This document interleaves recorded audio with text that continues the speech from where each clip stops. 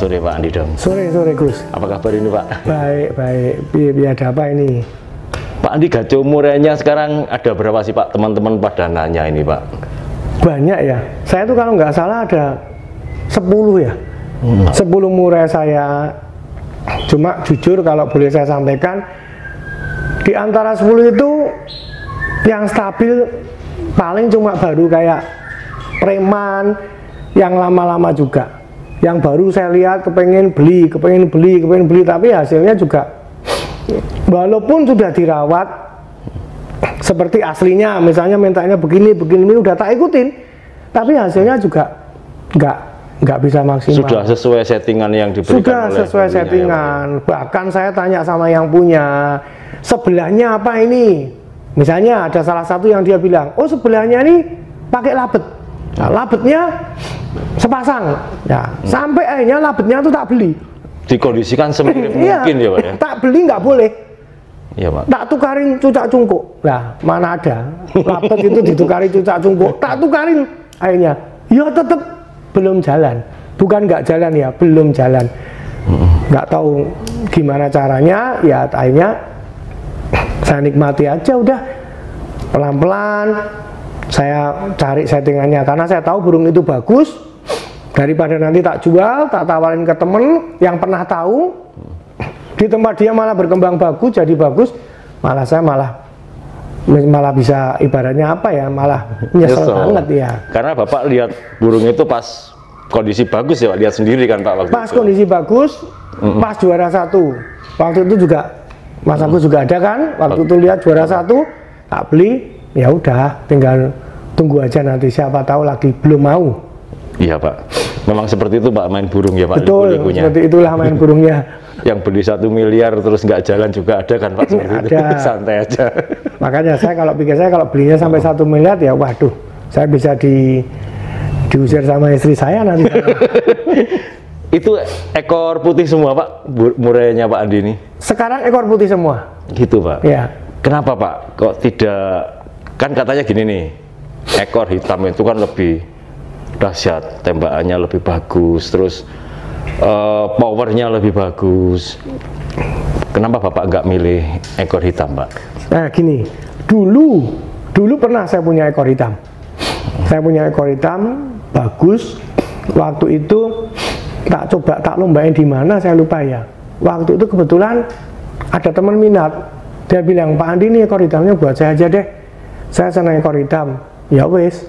Saya dulu belinya nggak salah lupa, saya beli sekitar 17 atau berapa. Ya wes, kamu ambil aja. Saya beli 17 ya kamu bayar aja 17. Kadang-kadang ada temen yang minta seperti itu, ya udah tak kasihin gitu, maksudnya dengan harga yang saya juga nggak ngambil untung, nggak apa, udah kamu ambil aja.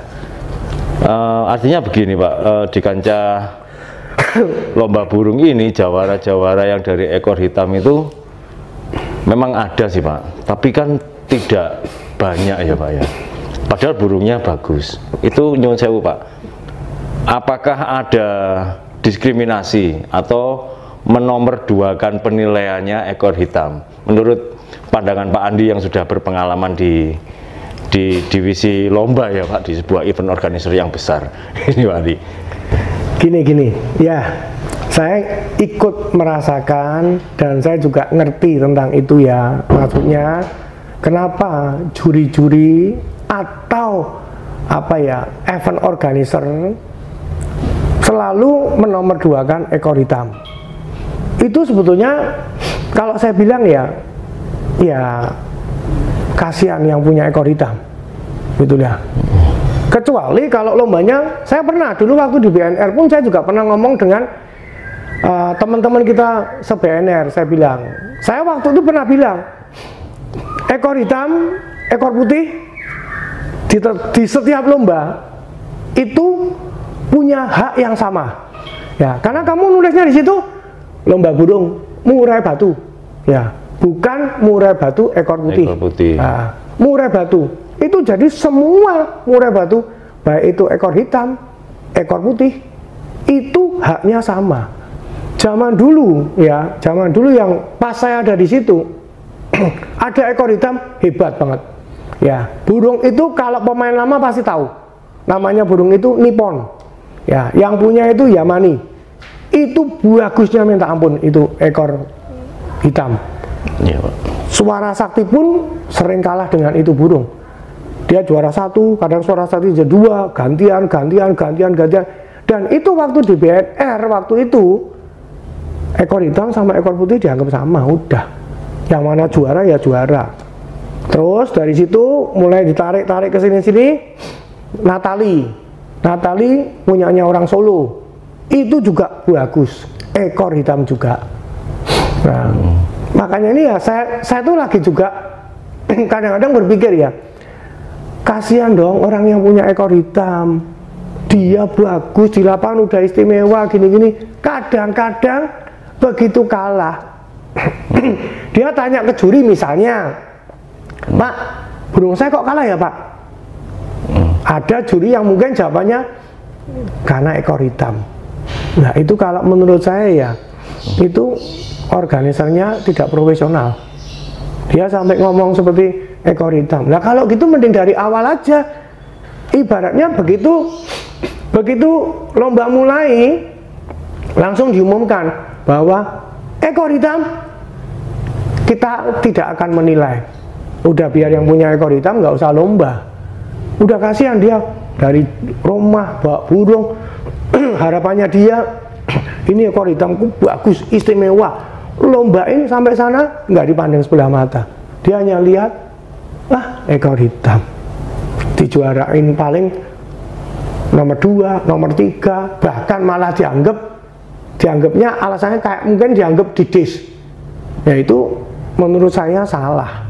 Ya menurut saya organizer yang ngadain lomba harusnya ya kalau begitu dari awal ngomong dong, ini ekor hitam nggak boleh naik. Nah ini kan saya sekarang saya tidak punya ekor hitam.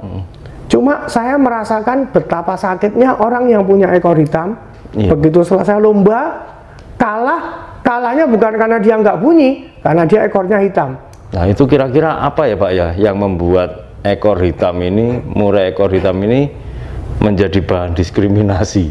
Kalau saya bilang sebetulnya itu apa ya, dari ini ya, dari ini aja, dari aturan yang dia buat aja. Kalau menurut saya dari aturan yang dia buat aja, nanti kalau ekor hitam nggak usah dijuarain ya. Nah, kalau dari ketuanya atau dari pimpinannya organizer dia bilang ke juri, ekor hitam atau ekor putih semua dianggap sama, pasti akan sama. Nah, karena juri itu kan sebenarnya kan dia hanya nurut siapa yang ngadain. Nah, cuma itu aja. Dan nanti kalau misalnya ada juri yang seperti itu, langsung tegur aja. Kalau saya misalnya saya punya satu event, saya dari awal saya akan bilang, murai batu ekor hitam atau ekor putih harus sama haknya. Demikian juga dengan kacer. Kacer, dada putih, dada hitam sama semua haknya. Sama, dulu kacer juga seperti itu. Saya punya kacer dada putih, dulu namanya Black Magic. Di Jogja nggak pernah juara 1. Begitu tak lombain di Jakarta juara 1. Karena waktu itu di Jakarta tidak berpikir bahwa ekor hitam, bahwa dada putih, dada hitam nggak ada masalah. Yang penting mulutnya sama lagunya. Pada saat itu memang kacer masih didominasi dada hitam ya Pak? Dada hitam. Tapi sekarang kebalik. Nah, ada lagi satu murai lagi, kalau nggak salah punyanya Ronis 3. Nah, itu ekornya malah putih sama hitam. Apollo. Nah, itu buktinya juga bagus, juga bisa juara. Juara 1, juara 2 pernah saya berbarengan main itu waktu bareng sama Suara Sakti.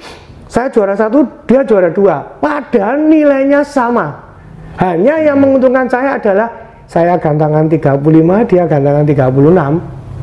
Nah, nomor terkecil yang diambil waktu itu. Nah itulah, saya cuma kalau dari Mas Agus tanya pendapat saya tentang itu, ya saya bilang sebetulnya semua sama lah, ekor hitam, ekor putih semua sama. Saya pernah lihat di Masterpiece juga, saya pernah lihat ekor hitam juara 1 juga ada. Ya, Jadi saya hanya mengimbau apa ya, saya juga dalam hal ini kan saya juga tidak, ibaratnya tidak disuruh sama orang-orang komunitas ekor hitam, Pak Andi tolong dong bikin konten tentang ini. Enggak Pak, enggak. Saya cuma kepengennya apa, ayo dong, kasihan Kicomania yang punya murai ekor hitam gitu loh. Kalau mau ini kalau saya gini ya, kalau saya misalnya Anda yang punya murai batu ekor hitam datang ke lomba, langsung tanya aja sama ketua panitianya, ekor hitam ini nilainya sama nggak sama ekor putih. Kalau panitia lombanya bilang ya beda ya, ekor putih yang di nomor satu kan, nggak usah daftar.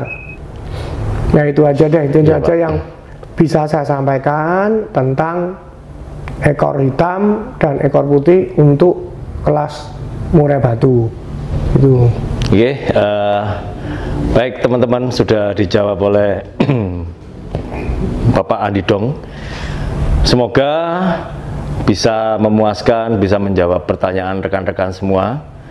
Terus ikuti tayangan kami ada di Lintas Hobi dan tentunya ada di channel Mr. Andi Dong. Oke, sampai jumpa di tayangan berikutnya. Salam Kicomania.